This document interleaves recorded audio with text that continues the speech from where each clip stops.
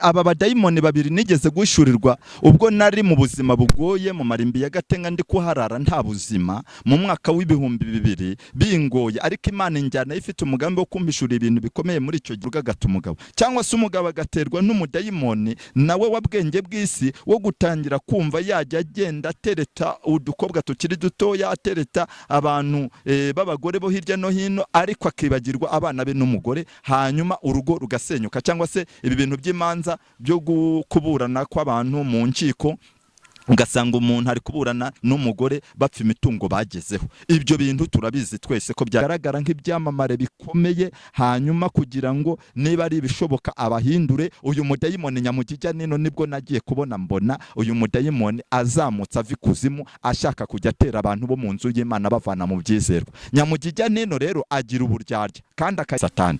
Ubu buraya buragenda bukazamuka bugatuma none n'ubutinganyi buzamuka, umugabo agatangira kwifuza umugabo ku mugabo, umugore agatangira kwifuza umugore ku mugore. Aba badayimoni Imana irambwiye ngo irabirukanye ku isi cyangwa mu gihugu. Imana irabyanze, irambwiye ngo izina ry'Uwiteka rigiye gushyirwa hejuru. Ijambo twasomye riravuga ngo niba Uwiteka twishimira azatujyana muri icyo gihugu, akiduha ari igihugu.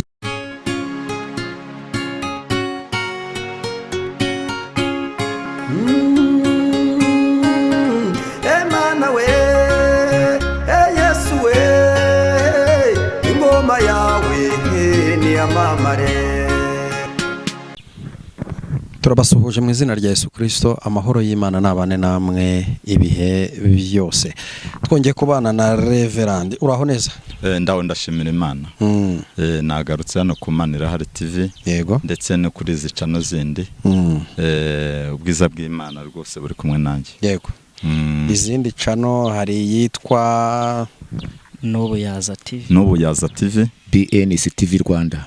BNC TV Rwanda na Nubuyaza TV. Turahabaye cyane ndetse n'Imana Irahari TV. Turi kumwe n'umukozi w'Imana. Reka ngusabe kugira ngo mbere yuko dutangira ubanze usenga Imana. Mana ndagushimye kuko uri mwiza, ndagushimye kuko ushobora byose. Kuri iyi saha n'uyu munota ntabari njye ahubwo izina ryawe rishyirwe hejuru. Hari abantu batwumva bari hano mu gihugu cy'u Rwanda, hari n'abari ku bihugu by'amahanga, wambutse umupaka w'igihugu cyacu ukagera ku mugabane w'Uburaya. Reka ahizi cano zose zigomba kugera, ntabari njye ahubwo izina ryawe rishyirwe hejuru mu izina rya Yesu. Amen. Turakwakiriye. Yego. Nagarutse rero kuri iyi saha n'uyu munota, hari agakorasi karaye muri nge kavuga ngo ni Imana idakangwa n'imisozi. Wagatuyemo se? Ni Imana idakangwa n'imisozi, ni Imana idakangwa n'imiraba, ni Imana idakangwa n'ijambo ngo ntibigishobotse. Haleluya. Ndumva ibyo bihagije, umuntu aranyumvisha uwo ari we wese. Rero iyi Mana nje kuvuga ntabwo ikangwa n'imiraba. Iyi Mana nje kuvuga ntabwo ikangwa n'imisozi. Iyi Mana nje kuvuga ntibayaneka kuzuba ngo bagire ubwoba ngo baraza kuyanura ngo mbese igire ikibazo. Iyi Mana nje kuvuga ni Imana igerageza guca mu nzira yose yaca ariko ikazi gatabara umuntu ikamukura mu kibazo. Rero buri muntu wese uri kunyumva kuri isaha n'uyu munota ndagira ngo ubwe ngo ari ubutabazi bw'Imana bubasha kuza bukakugeraho, hari ubwiza bw'Imana bubasha kuza bukakugeraho. Turaza kugenda dukurikirana neza ku by'Imana yampaye kuri uyu munsi. Hari ijambo ry'Imana Imana yampaye turi buze gusoma, riri muri Yesuwa ibice byaho 24 ku bantu badukurikiranye. Yesuwa ibice 24, Yesuwa ibice 24 ku bantu badukurikiranye. Mufate Bibiliya zanyu tugiye gusoma ijambo ry'Imana. Yesuwa ibice 24 umurongo wa 15. Nengenga n'umunyamakuru umwe mu banyamakuru turi kumwe hano kugira ngo arebe muri Bibiliya andebere. Yesuwa ibice 24 umurongo wa 15. Umanuke hasi ugenda usoma tugendane neza. Nibwo buhanuzi Imana yampaye kuri uyu munsi kugira ngo tuganireho. Hanyuma abandi babe banitegura turaza gusoma no mu kubara ibice bya 12 umurongo w'8 wenyine. Ngiye ntabwo njya nsoma ibyanditswe byinshi cyane kuko sinjye uzazana imperuka, ahubwo ndagira ngo umuntu wese yumve message Imana impaye kuri uyu munsi. Yesuwa ibice 24 umurongo wa 15 hande biruhansomere. Yego. Yesuwa ibice 24 turasoma ku murongo wa 15. Kandi niba mutekereza ko ari ibibi gukorera ari bibi gukorera Uwiteka, kandi niba mutekereza ko ari bibi gukorera Uwiteka, uyu munsi ni mwitoranirize, uyu munsi ni mwitoranirize uwo muzakorera. nimba ari izo mana, niba ari izo mana basogokuruza bakoreraga zo kurya zo hakurya ya rwa ruzi, cyangwa imana y'Abamori, bene iki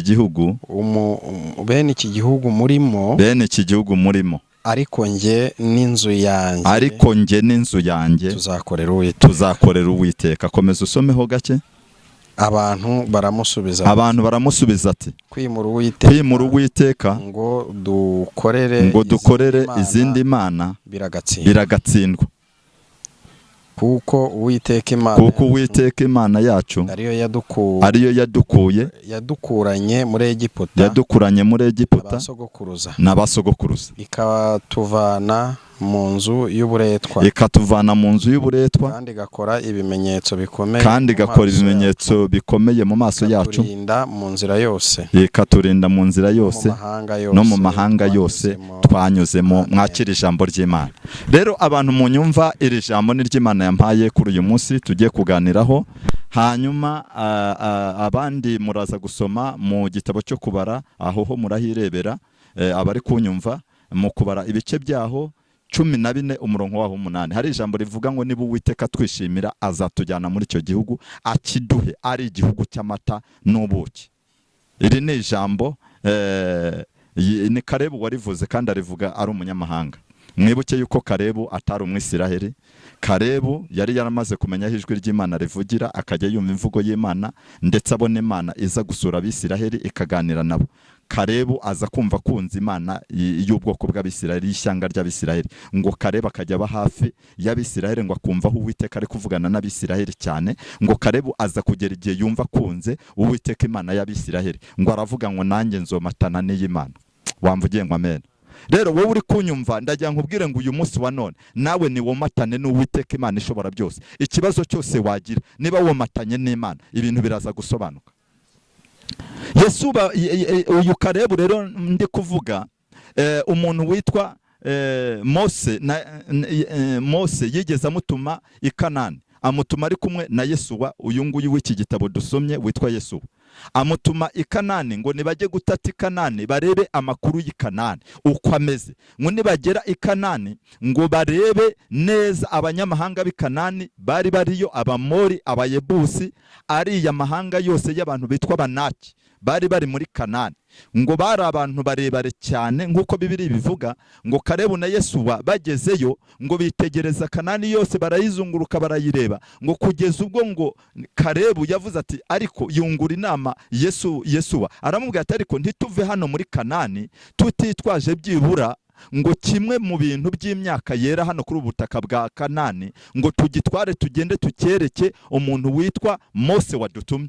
Ngo nuko Kalebu yungura inama Yesuwa, ngo baragenda baca uruseri, bahanyura uruseri rw'igitoki kimwe ngo rwo muri Kanani. Ngo urwo ruseri baza baruhirimana kuko bagaragaraga nk'abantu bagufi cyane, n'abantu bagiyemo ari barebare cyane. Ngo baza baruhirimana, baraza mpaka ngo uruseri barugeza ku muntu witwa Mose. Baramubwira ati dore igihugu cya Kanani cy'amata n'ubuki Imana yadutumyemo, dore tuje dutwaye imyaka yo kuri ubwo butaka, dore reba ukuntu icyo gihugu cyera kirera mu buryo bukomeye. Uru ni uruseri rw'igitoki, ariko turi abantu babiri, ariko rwatunaniye inzira yose twaciyemo, byari hatari, ariko turugejeje hano.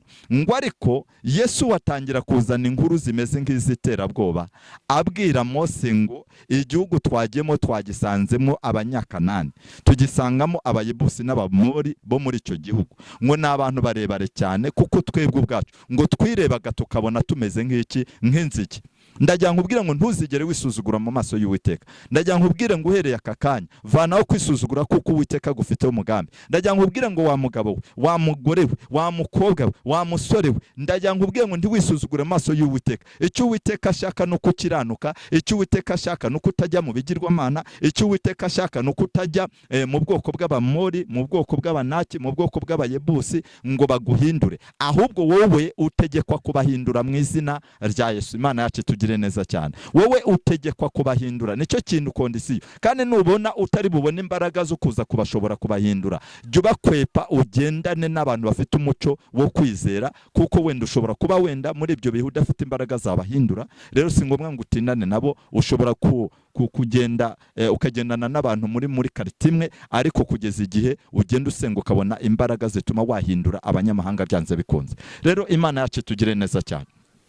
Nihuse cyane rero ngo igihe cyarageze biba ngombwa neza yuko ngo Kalebu aterura ijambo ryiza yavuze riri muri iki gitabo cyo kubara ibice byaho 14 umurongo 8. Aravuga ngo niba Uwiteka twishimira azatujyana muri icyo gihugu akiduha, ari igihugu cy'amata n'ubuki. Ngo kandi icyo gihugu ngo turabizi neza yuko ngo abantu twabonye i Kanani, ngo Abanaki, Abayebusi, Abamori, ngo bariya bose ngo nubwo ari barebare cyane, ngo kandi bakaba bagaragara ko bateye ubwoba mu maso yacu. Kalebu arahamya ari umunyamahanga, aravuga ngo tuzabarya nk'imitsima, ngo kuko batagifite ingabo ibakingira. Imana yacu tugire neza cyane. Ndagira nkubwire ngo dufite ingabo idukingira, dufite ingabo idukingira. Iyi ngabo idukingira ni Uwiteka Imana ishobora byose. Dufite ingabo idukingira ni Kristo Yesu umwana w'Imana. Dufite ingabo idukingira ni Umwuka Wera, ubutatu butagatifu, Imana Data twese, Imana Mwana, Imana Mwuka Wera. Ni ingabo idukingira iturinde bibi, nubwo abapfumu baturoga, nubwo batugendaho, ntabwo badushobora, kubera imbaraga z'Imana ziri kumwe natwe. Rero ngarutse kuri uyu muntu witwa Yesuwa, twasomye ijambo muri Yesu ibice 24 umurongo waho wa 15, ngo niba ngo ngaho nimwitoranyiriza Imana muzakorera, ngo niba ari imazi, ngo ariko njyewe n'inzu yanjye tuzakorera Uwiteka. Ngo Abisiraheli bose ngo bagenda na Yesuwa, ngo baravuga ngo biragatsindwa kwimura Uwiteka, ngo tugakorera imana z'ibigirwamana, tugakorera imana z'abapfumu, tugakorera imana z'abarozi, tugakorera imana ngo z'ibigirwamana bidafite gahunda, ngo ahubwo tugomba gukorera Uwiteka mu gihe gisa n'iki. Ngo nuko Abisiraheli bose bagendana na Yesuwa. Yesuwa ndagira ngo mbibutse, ahamagarwa cyangwa se atoranywa kuyobora ubwoko bw'Abisiraheli, yari umusirikare uyobora ishyanga ry'Abisiraheli. Burya Yesuwa ni amahirwe yagize yo kuyobora asimbuye Mose ku ngoma. Mwese murabizi abajya basoma teoloji cyangwa se abize teoloji, ijambo ry'Imana ryerekana ko Yesuwa yari umusirikare. Bishaka kuvuga ngo Yesuwa yinjiye mu buyobozi bwo kuyobora Abisiraheli, yaje afite imbaraga n'amategeko aremereye, ameze nk'a gisirikare. Umuntu wakoze ikosi rya gisirikare n'umuntu w'umusivile baratandukanye. Yesuwa yaje nk'umusirikare, ariko aza nanone ahagaze mu cyimbo cya pasiteri utashye witwa Mose. Uyu Yesuwa rero Abisiraheli ntabwo yirirwaga bajenjeka nk'uko Mose yirirwaga abinginga, kuko Mose we mu gihe cyiwe amavuta ya pastorali yaramuriho cyane yo kwinginga no kugenda afata intama ashaka kugira ngo zitamucika n'iki mu butayu. Hari n'igihe Mose yajyaga yitambika Uwiteka akamubwira ati ndeba mu izina ryanjye ariko urengera Abisiraheli benshi, nubwo bacumuye bakaba bagiye mu bigirwamana, ariko buretse kubakuraho kugira ngo abantu benshi batazavuga ngo Uwiteka wananiwe kurengera Abisiraheli. Hanyuma Mose akajya yitambika Uwiteka, ariko Yesuwa we ntibyigeze bimubaho. Ibyo ntiyigeze abishobora, kuko ndashoboraga kujya kwitambika Uwiteka ngo amubwire ngo ni ukuri rengera ubwoko bw'Imana, kuko Yesuwa yaje ameze umuntu uri mu mategeko ya gisirikare. Ni ukuvuga ngo niyo mpamvu yavuze iri jambo ngo niba mutekereza yuko ari bibi gukorera Uwiteka, nimwitoranyiriza Imana muzakore. Iryo ni ijambo riri mu buremere buri hejuru. Ni ukuvuga ngo Yesuwa we yari ari mu rwego rwa autorite yo kutinginga, yo kutinginga. Buriya ni ukuvuga ngo Imana ikunda gufata icyemezo ikagenda ishanje ubuyobozi, ariko ishaka no kureba umuyobozi uri muri autorite yo kutaba akinginga cyane, kuko Abisiraheli hari igihe Imana ibiri kureba ikabona bamaze kumenyera izina ryayo. Rero uyu Yesuwa aza ari gukoresha amategeko ameze nk'a gisirikare mu gihe cyo kuyobora kwiwe. Aravuga ngo nimwitoranyiriza Imana muzakorera, niba ari zo hakurya ya rwa ruzi, ariko njyewe n'inzu yanjye ngo tuzakorera Uwiteka. Ngo ariko Imana z'abasogokuruza banyu nimuzite, nimuzireke. Ndagira nkubwire ngo wowe wajya kujya mu bapfumu, Imana zo mu bapfumu, Imana zo mu bigirwamana zibagirwe. Niba wajya kujya mu bapfumu bikaba bitari bikugira ingaruka ku bana bawe, izo mana zibagirwe. Niba wajya kujya mu bapfumu bikaba bikugira ingaruka ku mugabo wawe, izo mana zibagirwe z'abapfumu. Niba wajya kujya mu bigirwamana mu bapfumu, izo ngaruka zikaza kuza ku mugore wawe, ibyo bitero bikaba biri kumutera. Va muri ibyo bigirwamana, kuko Uwiteka aracyahari. Icyo Uwiteka yavuze, icyo Uwiteka yanditse n'uyu munsi kiracyasohora. Imana yacu tugire neza cyane. Ngo nuko Yesuwa uyu nguyu, ndagira ngo nibutse abantu banyumva, Yesuwa uyu nguyu ni umugabo umwe wigeze kuvuga ngo Yeriko irituwe ikaba igiye hasi, ngo iyi Yeriko ngo kuba igiye hasi, ngo umuntu uzongera kwibeshya akayubaka ngo azapfusha umwana wiwe w'imfura. Uyu ni Yesuwa yari autorite mu rwego rudasanzwe. Wamvuge ngo amen. Haleluya. Aravuga ngo umuntu uzongera kwibeshya kubaka Yeriko akayishyiraho imfatiro zayo zikazamuka, ngo uyu muntu akwiriye kuba yapfusha n'umwana we w'imfura bibaye ngombwa, ngo kuko Uwiteka Imana Nyir'ingabo yampamagaye njyewe Yesuwa ati dore turi hano. Ni ukuri kw'Imana. Yesuwa uyu ni wa wundi n'ubundi wigeze asenga ahagarika ukwezi n'amasaha, aravuga ngo ndashaka kurwanya Abamori hakiri ku manywa. Uyu ni Yesuwa. Wamvuge ngo amen. Rero Yesuwa ndagira nkubwire ngo yarari mu mavuta aremereye cyane, ariko ijambo ngarutseho ni iri jambo rivuga ngo niba Uwiteka twishimira azatujyana muri icyo gihugu, akiduha ari igihugu cy'amata n'ubuki. Ndagira nkubwire ngo wa mama we, ndagira nkubwire ngo wa mukobwa we, ndagira nkubwire ngo wa musore we, Imana igiye kukurwanirira, Imana igiye kukurengera, Imana igiye kugutabara, kuko mu ijuru hari Imana ishobora byose mu izina rya Yesu. Nari ndi gusenga mu bihe byatambutse, mfata ibihe byo gusenga nk'umushumba nk'umukozi w'Imana, ndi kubaza Imana ku by'urugendo rugana mu gihugu cyo mu ijuru, ndi kubaza Imana ku by'ibi bihe biriho. Imana iza kunyereka umudayimoni ngo waturutse kuzimu, ariko aza ari mu izina ry'umuntu umwe witwaga Nyamugijya Nino, wagaragaye mu gitabo cy'umugenzi cya Mukristo mu rugendo. Ngo uyu mudayimoni witwa Nyamugijya Nino ngo yarahagurutse ubu yavuye ikuzimu hasi, ngo arazamuka afite imbaraga zikomeye, ngo aragenda akajya yivanga mu bana b'Imana ndetse no mu bizera, yifuza cyane kubagusha kugira ngo niba bishoboka umuryango w'ijuru batazawinjiramo.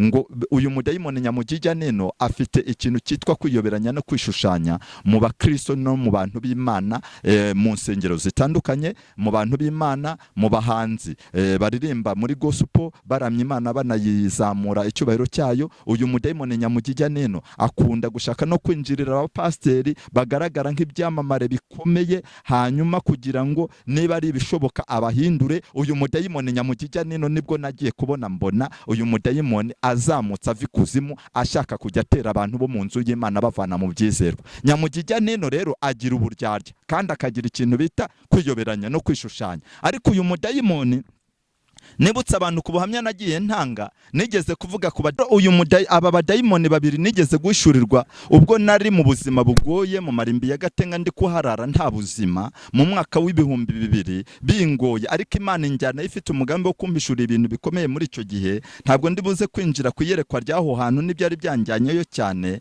ahubwo icyo gihe nahararaga nta buzima. Ndagira nkubwire wowe unyumva ngo nta hantu Imana itakuvana, nta n'ahantu Imana itakugeza. Imana yamvanye muri icyo gihe cy'amarimbi, Umuyisilamu akaza ku munsi wa 4 akahankura nkajya mu rugo rwiwe, nkajya njya ku ipirawu y'Abayisilamu. Abayisilamu mwubahwaho muri hose, Imana yarebye umutima wanyu ibona ni mwiza. Gusa ikintu ngewe njya numva adashoboka naho n'Abayisilamu ni akantu gatoya, nubwo bampaye ku mapirawu yabo nkarya ku biryo byabo, nuko Kristo Yesu batinda kumwemera cyane. Ariko ibindi rwose Abasilamu bifite umutima mwiza. Kandi nasomye ibyanditswe, hari aho nigeze gusoma Bibiliya iravuga ngo nta dini rizabura umugeni. Bishaka kuvuga mu yandi magambo no mu Isilamu birashoboka ko hari umwe uzavamo akajya muri iryo juru. Bishaka kuvuga iki rero? Icyo gihe naje gwishurirwa abadayimoni babiri. Hari umudayimoni witwaga Bwenge bw'Isari n'umudayimoni witwaga Mudindiza. Dayimoni Mudindiza ndamugarukaho, akunda kudindiza iterambere ry'abantu, ibyo bakoze byose bigasubira hasi, hanyuma abantu bagatangira kwihakana Imana niba bishoboka, bavuga ngo Imana ntabwo iriho kandi Imana ihari. Rero ndagira nkubwire ngo Uwiteka Imana ishobora byose, niba uri guca mu bihe by'inyatsi bimeze nabi, ukaba uri guca mu bihe by'ibihombo bimeze nabi, wivuga ngo Imana ntigihari. Imana irahari, Uwiteka Imana iracyashoboye, ahubwo imbaraga z'ibigirwamana zigiye guta agaciro. Ukomeze ubuzima, wongere ubone umugisha mu izina rya Yesu. Dayimoni Bwenge bw'Isi rero, dayimoni Bwenge bw'Isi yo ikunda guterereza ikintu cyitwa uburaya, ikunda guterereza ikintu bita gusenyuka kw'ingo.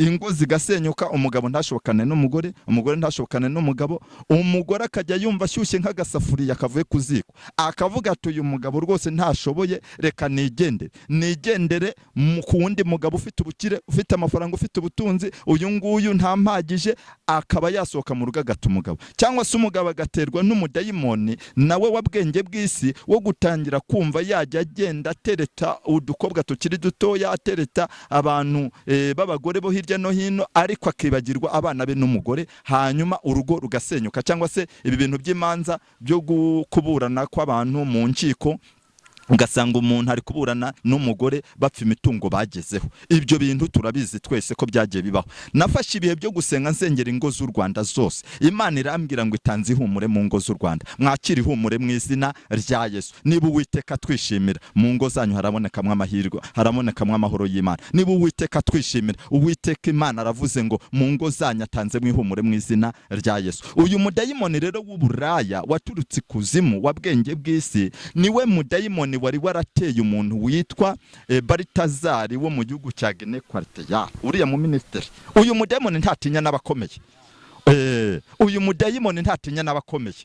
Uyu mudayimoni n'abaministeri arabataka. Uyu mudayimoni w'uburaya, uyu mudayimoni mbese w'uburyajya wa nyamugijya nino intawatinya, n'umuntu n'umudepite aramwataka, n'umuperezida akamwataka, nabo hasi bose akagenda bataka, n'abaexecutive bimeranye ntabatinya. Uyu mudayimoni aragenda akataka abantu kugera hasi hose. Ariko Imana ishimwe ku gihugu cyacu, abayobozi bacu Imana babereye maso. Imana ndi kubasengera cyane, ngumya gusenga ngo Imana ibagirire neza, Imana yacu tugire neza cyane. Uyu Baritazari rero, uyu mudayimoni bwenge bw'isi niwe yari yamuteye arongora abagore 400 kandi b'abayobozi mu gihugu, bamusanga muri office ngo yari afite ubushyuhe. Baritazari buruta agasafuriya akavuye ku ziko, ashyushye yaka nk'umuriro.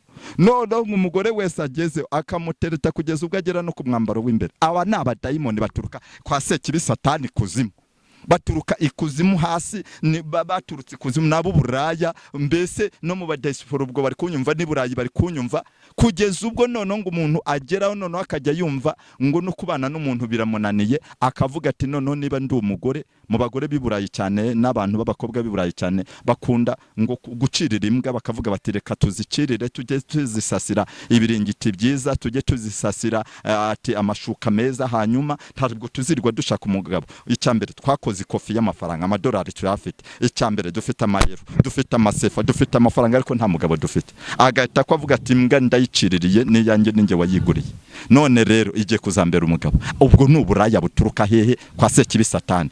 Ubu buraya buragenda bukazamuka bugatuma none n'ubutinganyi buzamuka, umugabo agatangira kwifuza umugabo ku mugabo, umugore agatangira kwifuza umugore ku mugore. Aba badayimoni Imana irambwiye ngo irabirukanye ku isi cyangwa mu gihugu. Imana irabyanze, irambwiye ngo izina ry'Uwiteka rigiye gushyirwa hejuru. Ijambo twasomye riravuga ngo niba Uwiteka twishimira azatujyana muri icyo gihugu, akiduha ari igihugu cy'amata n'ubuki. Ndagira ngo ubwire ngo wowe unyumva, Imana ihinduye amateka ku buzima bwawe. Ndagira ngo ubwire ngo wowe unyumva, izi mbaraga zose z'uburaya zaturutse ikuzimu, Imana izirinze ubuzima bwawe, kandi Imana izirinze umugabo wawe, izirinze umugore wawe, izirinze urubyiruko rwawe, abana bawe. Uricara ukareba ukavuga ati ese ubu koko aba bana bizagenda gute? Ukabona bari guterwa n'imbaraga nawe utazi iyo ziva, ariko Uwiteka arambwiye ngo humura, Uwiteka arengeye urubyiruko rwawe, Uwiteka arengeye abana bawe, Uwiteka bagire neza, Uwiteka arabarwaniriye. Imana yacu tugire neza cyane. Uyu mudayimoni mudindiza niwe wari wateye uriya muntu witwa Muheto Divine. Imana ishimwe cyane yuko ubu ngubu yavuye muri gereza akaba ari hanze, ariko nk'umuntu witwaga Miss Rwanda akagenda akanyura muri bya bintu byo kujya yiyahuza ibiyobyabwenge n'ibiki, agatwara imodoka yasinze. Uyu mudayimoni mudindiza guterereza, kugenda ugata agaciro, akakudindiza muri byose. Ariko uhereye aka kanya narasenze, Imana iramwe ngo Muheto, Imana iramutabaye, Imana iramwe ngo Muheto Divine, Imana imugire neza, iramwe ngo agiye gukomeza ubuzima neza. Noneho ishuri ry'Imana yarari gucamo n'ibigerageza ari kunyuramo byose birarangiye. Imana yacu tugire neza cyane. Rero wowe unyumva, akira ubutabazi bw'Uwiteka. Nta Imana itakuvana, nta naho Imana itakugeza. Uwiteka arakubwiye ngo humura, icyo Uwiteka yavuze kuri wowe azagisohoza. Yesu aravuga ngo niba mutekereza yuko ari byiza gukorera Uwiteka, nimwitoranyirize Uwiteka muzakorera, aba ari we mukorera, ngo aba ari we mubana nawe, ngo ariko ibigirwamana ndetse n'imana zo hakurya rwa ruzi kwa basogokuruza banyu muzite, ngo mwe kujya mu bapfumu, mwe kujya mu bibi, mwe kujya mu bitero, kuko Uwiteka avuze ngo ari kumwe namwe. Mwakira ubutabazi bw'Imana. Abantu banyumva hano mu gihugu i Burayi, abanyumva bari ku bigo by'amahanga, Imana irambwira ngo hari Imana ikoze. Ibintu nsorejeho ni kimwe, nuko Imana yambwiye ko urubyiruko rw'u Rwanda n'urubyiruko ku isi yose Imana igiye kururinda kujya rugwa mu bibi, rujya rugendera mu biyobyabwenge, rugendera mu bintu bitari byiza. Nagiye kubona mbona Imana irengera urubyiruko rw'u Rwanda, mbona irengera n'urubyiruko ku isi yose muri rusange. Imana yambwiye ngo ibarinze ibishuko bibi biberekeza kwa Satani, kwa Sekibi. Irambwira ngo ibarinze kujya mu makabari no mu mabare kubyina bibenura urubyiruko. Imana irambwira ngo ibyo bintu Imana ntibishaka ku rubyiruko. Irambwira ngo ni Imana inanije ubusinzi bw'indengakamere no kuba abantu bajya biyahuza ibiyobyabwenge za kore n'ibindi. Imana irambwira ngo irengera urubyiruko rwacu ndetse no ku bigo by'amahanga abanyumva. Mwakira ubutabazi bw'Imana mu izina rya Yesu. Imana yacu tugire neza cyane. Rero kuri uyu munsi Imana irabarengeye kandi irabarwaniriye. Ku bantu babifuza nimero yanjye ni 078 3 4 9 7 9 4 6 078 3 4 9 7 9 4 6 073 iyo ni Airtel 073 98 99 7 2. Wifuza ubufasha cyangwa se amasengesho n'inama zindi ushobora guhamagara tukagufasha gusenga. Aba badayimoni Imana ikagiye bakurinda mu izina rya Yesu. Amen. Mana ndagushimye kuko uri Uwiteka, ndagushimye kuko uri Imana ishobora byose. Nsengeye abantu bose bari kunyumva hano kuri zicano uko ari 3 zitandukanye, ntabari jya ahubwo izina ryawe rishyirwe hejuru. Ndasenze kugira ngo aba badayimoni bajye batera abantu bakabatereza ubuhehesi, bakabatera bameze nk'abanyuze ukururiya mu ministeri witwaga Baltazar wo mwakira gihugu. Uhera akakanya bira bitero ntibikataka igihugu cyacu, ntibikagere ku mwana wacu, ntibikagere ku musore wacu, ntibikagere ku mugore wa hano mu Rwanda, ntibikagere ku mugabo wa hano mu Rwanda. Ndasenze mu izina rya Yesu kugira imyuka mibi yose igende, ibigirwamana bitagaciro izina ry'Uwiteka rishyirwe hejuru, kuko twemeye gukorera Uwiteka mu buzima bwacu bwose. Ndagushimye Mana kubikoze mu izina rya Yesu. Amen. Shalom.